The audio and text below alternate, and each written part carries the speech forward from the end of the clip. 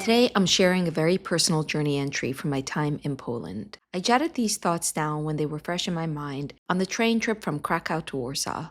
I've had so many feelings, so many thoughts, and journaling has always been so important to how I process things. Hi, my name is Frida Weisel, and I run this channel on Jewish life. I cover all sorts of content that interests me as an ex-ascetic Jew, an amateur anthropologist of sorts. In other videos on Poland, I've shown you the perspectives of Janina, the tour guide, and Naomi Seidman, a Jewish scholar. Today, I'll take you through my personal trip. Naomi and I are friends. I'm here in Poland for the first time in my life as her guest upon her invite, staying at her Airbnb. We've come to the Jewish Culture Festival that is the highlight of the trip. She, like me, has Polish roots and mixed feelings about Poland. All of my childhood, Poland loomed so large as the story of the alte heim, the old home, the original home, and I'm here to see this home. Naomi goes off to the festival and I'm on my own, roaming around, or with Michał, the cameraman. On this day, I leave Kazimierz, cross the river, to visit the old town of Kraków. This is the non-Jewish area, the Old Town. It's the area where, until Jews gained more equal rights under Austrian rule in the 19th century, they were not allowed to live. Jews had historically been excluded from the Old Town after the expulsion in 1495 and settled in Kazimierz. Only later, when they could afford to and had citizenship, some moved out of Kazimierz into the center. This part of Kraków was not heavily bombed during the Holocaust because it was the closest city to Auschwitz and the Nazis used it. I can explore here for days. It's gorgeous, as is the weather. I can only describe it as a simple pleasure city. It feels unpretentious, lovely without trying too hard. Unlike Brooklyn or Berlin, it doesn't have this activist vibe with free Palestine and all that politics everywhere. It's walkable, green, with ambling trams, old buildings, cobblestone streets, mountain views out in the horizon, everywhere alfresco dining, abwarzane krakowski and gelato, looming churches, old walls, young Poles in love, old Poles exploring. Everything is mostly Polish, with just a smattering of tourists speaking English. Michał tells me there are 1 million citizens in Kraków, and the city gets 10 million tourists a year, but it doesn't feel touristy, except here, at this enormous castle that the Nazis used as some kind of headquarters during World War II. It's on rolling hills, it's luscious green with whole walls of vines climbing over brick castles. I really feel like a tourist. But see, there's nothing Jewish about any of this. I don't feel my Jewish self even brought here. If I'm trying to feel my roots here, I just don't feel it. The churches and crosses reflect that this country is extremely Catholic, maybe 90 to 95%. I was told by several people that Poland could be a Disneyland of remembering the Jew, a caricature, some kind of fairy character. I don't see it. There's just nothing Jewish feeling in this part of town, not even a Disneyland-style offensive costume Jew. Naomi tells me about the controversial Polish figurine, something that many Jews see as quite offensive. They sell piggy banks with the chassid like holding a penny, pinching a penny. They don't perceive this as anti-Semitic. Poles are deeply defensive of it as an omen of good luck or something, as in it's a good thing. So in search of Jewish connections, I go off to the town square and look for it. Honestly, there are so many chachkes here, touristy stuff, it takes me a minute to find the offending souvenirs. I don't see the big deal. I even see a couple buy a Wasserträger, which is the poor Jewish water carrier of yore. This Jewish water carrier guy was one of the central characters of my childhood, the typical shtetl Jew. He looked like this in our many children's coloring books. He was so alive, in black and white, in 2D, in a very sacred past context. That's how he was alive.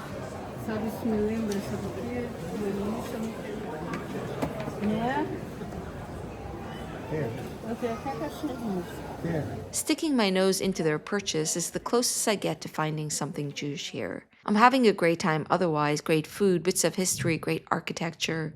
Then I have an interesting experience. I pop into a nail salon to do my nails because they are breaking and driving me crazy. A Vietnamese man does my nails. He's been in Poland for 3 years and he explains to me through Google Translate how his experience in Warsaw differs from Kraków. Warsaw, he says, is much more diverse. He likes the people of Kraków. They're nice, there's less crime. He makes some siren noises to articulate the crime part, which eventually, after some struggling, I understand. One thing leads to another, and I tell him I'm a YouTuber and bring him into the fold, and he subscribes. Being a YouTuber is a hustle after all, and a Vietnamese man in Poland is still one subscriber more. And as I dry my new soft summer yellow colored nails, he tries to figure out what my content is about. I try to explain to him that it's about Jews, and I then try to explain what Jews are. And it occurs to me the strangest thing to be in Krakow, the place where Jews were once 25% of the population, and find it so difficult to explain what Jews are because I don't know if he's ever met one. I tell a Chabad friend I'm having a hard time feeling the Jewish past, and he says, because we are done with Poland. We have done 1,000 years, the soil is soaked with our blood. We have done our time. This is a common sentiment among some Jews. Naomi's father, a Holocaust survivor, felt this way. My father was one of those survivors who felt very bitter about Poland, whatever he experienced here. At the university, he talked about how there were ghetto benches and the Jews had to sit in separate benches. So there was real open discrimination that he experienced. He didn't like that people were going back to Poland. He didn't want to support the Polish economy. Others, like Naomi, feel so differently. I feel like this attitude of American Jews of stay away from the Poles is really problematic. And I don't feel that way anymore. I mean, I understand why other people might feel that way, but I don't feel that way anymore. I soon learned that the subject of how we Jews talk about Poland hits such a raw nerve that just repeating my Chabad friend's comment to Polish Jews could get me into massive trouble. I head back to the Jewish quarters of Kazimierz after a day in the old town. The sun is setting. I go through winding cobblestone streets. In Kazimierz, there's striking graffiti everywhere. Wie sind die Juden? Where are the Jews? Kazimierz is now the hip part of town.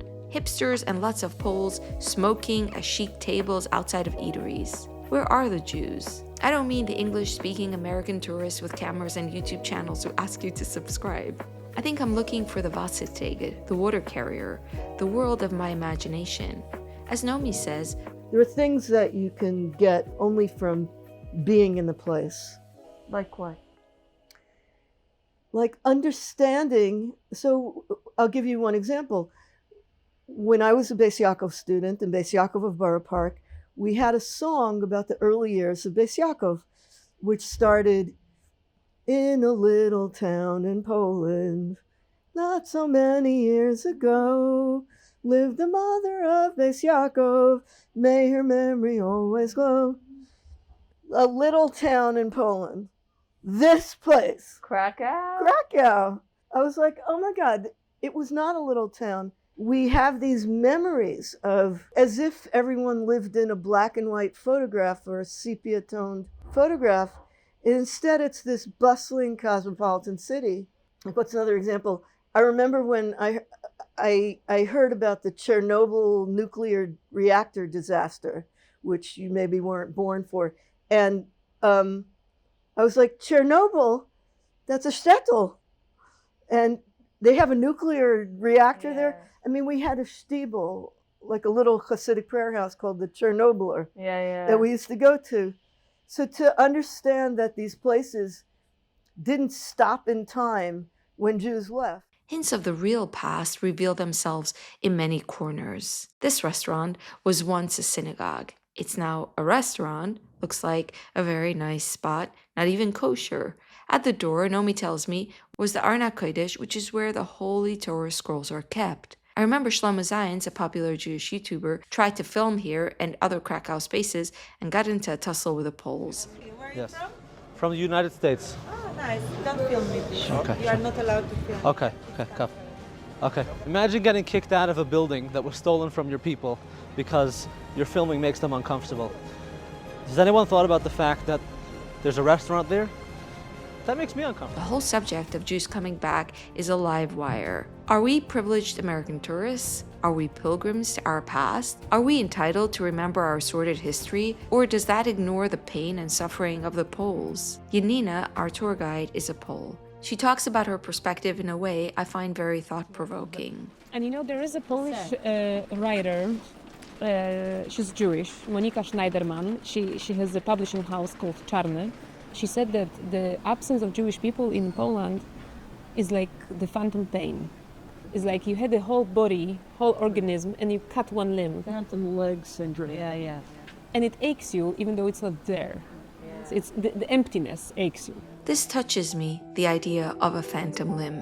And to think that the term Jew was once not spoken. After the war, the Jewish past of Poland was really a taboo, and it was such a sensitive subject. People didn't want to talk about it. And even when I was born in the 80s, so when I was at school in the 90s, we didn't talk about the Jew. When we were using this word, the Jew, we were saying this in a lower line, as if it was something, not appropriate. This is so far from the world that I come from. I do, as a humanist, deeply appreciate her way of seeing us all as connected, our common past. Like the family lost everything from both sides, paternal, maternal, houses, they were uprooted, they moved here. I haven't realized that the story of the war and surviving is also the story that is in my genes. I've been working as a guide for a couple of years already, and I was attending groups like Jewish groups about the Holocaust, and sometimes listening to those speakers. And it never occurred to me that, well, actually, if I will tell now the story of my grandparents, it would be the same. The difference is that they were not Jewish. Maybe not the same, yes, but it would be. I know it will make a lot of Jews and Poles angry because while history is behind us, the argument of how to tell it is ever present. I think more sensitive people can feel things. They can touch the past better. They can have empathy for others, can seek the layers of history with honesty and compassion and yet nuance. I think that's so important. Now, this is the high point, to learn a new word. You have like the past when the Jews had lived here, you have the oblivion of the after war times, and then you have the commemoration of the nowadays, yes, of the recent times. So it's really like a palimpsest. Yeah, palimpsest. Well, I've been thinking about that word. Palimpsest, huh? Such a good word, and it's not even Polish. Have you heard it? It's like they said, the layers and layers of painted over history together forming something larger than its parts. Like the layers of the past of Kazimierz, one layer is the time of the remove of this synagogue in the Middle Ages. Then another important layer we see is from the interwar period. This is the story of Sarah Schenirer, the fascinating woman who founded the Beis Yaakov school system here in this building, which ironically is now on its own new layer as a hip hotel and bar. Schenirer was a woman who defied gender norms, loved her female students to the point they were her everything. Naomi tells me that Schenirer took her students on school trips to see the old places, to come to the Ramu as Jewish tourists, like we are all doing today. They were the modern students visiting the sepia world of theirs. Little did they know how close this world would be to being completely wiped to white, to nothing, to communist amnesia. This cemetery behind the synagogue survived only miraculously. After the Holocaust, it was revived as a site of prayer and pilgrimage. All of this is full of tourists, our latest layer. All of the layers together, coloring each other and impacting each other, creating a palimpsest. A fascinating patchwork and time capsule. Janina has a palimpsest project you have to hear about. You have a trace here of the old original mezuzah, where the mezuzah case was. Usually people don't pay attention to tiny holes on the door frames, but I have this little project about mezuzah traces. I have the whole trail, mezuzah traces trail in Kraków, and I'm looking for them. She looks for signs of where Jewish people live because Jews put these mezuzahs, these sacred scrolls, on their doors. And although much has been painted over in 80 intense years, the little holes of where the nails of the mezuzahs once were often remain. She's extremely audacious in her self-created historical expedition. Here, I can see the past and the present, a mezuzah that once was and is no longer, and a new one in a different spot. A palimpsest that allows for the past to show itself a little. It's a rare glimpse of the authentic before. What were the lives like for those who kissed the mezuzah 100 years ago? Were they a water carrier, a tevye from Fiddler on the Roof, deeply believing and traditional? Is this a fantasy character as much a figment of culture making for me as for Poles? Were the real people who lived here in full color, full of ideas about changing the world and solving all problems and empathy and other stuff that makes me feel so in the modern day? Were they really so much more like me than like porcelain figurines? Probably. It's hard to imagine when our stories get so full of caricature. They become a trope, this trope and that trope, all for your, as the tourist's, enjoyment. There are a lot of tropes here, of Jewish culture and Polish folk culture. I'm not above taking it all in, of course. I tried tomato and duck pierogies served by waitresses in Polish folk costumes. I visit klezmerhuis, but the theme is Jewish and the food is non-kosher cholent and gefilte fish, of all things, and, of all things, charosis. I'm not sure what to make of it. It doesn't offend me. I just can't imagine going out for dinner to order charosis. I also think all this stuff is fun and silly and not my favorite part of the palimpsest. Finally, after days of traipsing around, I come to the JCC for more serious conversation. I want to speak to Jonathan Ornstein, who runs the JCC here, the Jewish Community Center. He's the voice for the return of Jewish life to Krakow. He's too busy for an on-camera interview. It's the festival weekend after all. It's super busy for him. When I ask him later off camera what he thinks about Jews being done with Poland, like my Chabad friend, he is taken aback and very offended by my question. He says, as an ex-New Yorker, he feels it's almost safer now to walk with a yarmulke in Poland than in New York. I'm not so sure I believe that Poland is safer than New York for Jews, but New York definitely got weird since October 7 with graffiti against Israel everywhere. It means that visibly Jewish people, no matter their politics, are seen as the face of this very much hated Israel in New York. New York is New York, though, and it doesn't have these deep-rooted prejudices of Poland. There's definitely a lot of passion and heart that people like him and some Jewish and non-Jewish Poles have poured into making the alte heim a neue heim. Of the old home, a new home.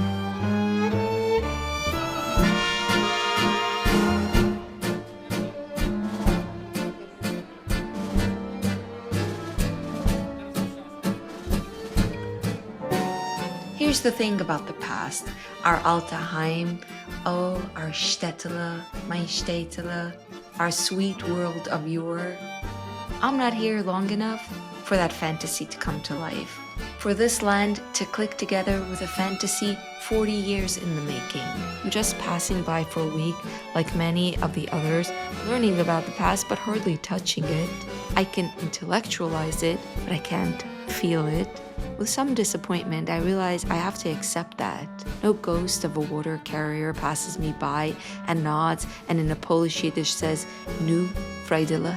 Many real people, though, many visitors to the festival interested in Jewish culture, music, history, including Orthodox Jews from New York with Streimel and Bekischer the whole garb. Some even come up to me and tell me they watch my YouTube channel and they call me Frida. That's what my experience in Poland is really about, the present. I can touch it, taste it, sing it, dance it. I can speak it in Yiddish. I can hear it from a distance when coming from a day in the old town and feel a sweet comfort of my culture and heritage. I can see how the present wrestles to make sense of history, like me. And the highlight of all this is the festival. Naomi adores the festival. She's been telling me so much about it. So the festival used to be great, but it's still amazing. And it's still, to me, it's one of the most interesting things in the Jewish world today. I don't just mean in the Jewish world of festivals or in the Jewish, I just mean in the Jewish world. She's so in awe of the work of its creators. They built this at a time Krakow was truly wiped of Jewish memory. I'm thinking about people like Janusz Makuch, who, has been putting on this festival for, I think this is the 34th year. It started during the Soviet era when really, the memory of the Jews that used to live here was it was an unmentionable. And he started this festival underground with no support. Now it's supported by, American Jewish philanthropists. They're part of the reason why today there's so much of a new layer of Jewish life. There's a lot of energy here. I attend concerts, have tea at a place called cheder, which is room, a Yiddish word I grew up with for boys' school, and I'm dragged downstairs to a dark dance floor in what looks like a club. I hear klezmer and Yiddish singing in various majestic old synagogues and buildings. And then, for my last hurrah, when I'm almost leaving, on Friday night, I'm snuck into some exclusive Shabbos meal as Naomi's guest. It's in a gorgeous place. I didn't even know this was a train station until someone whispered to me, "Don't worry, this wasn't where they took the Jews. They marched them across the river."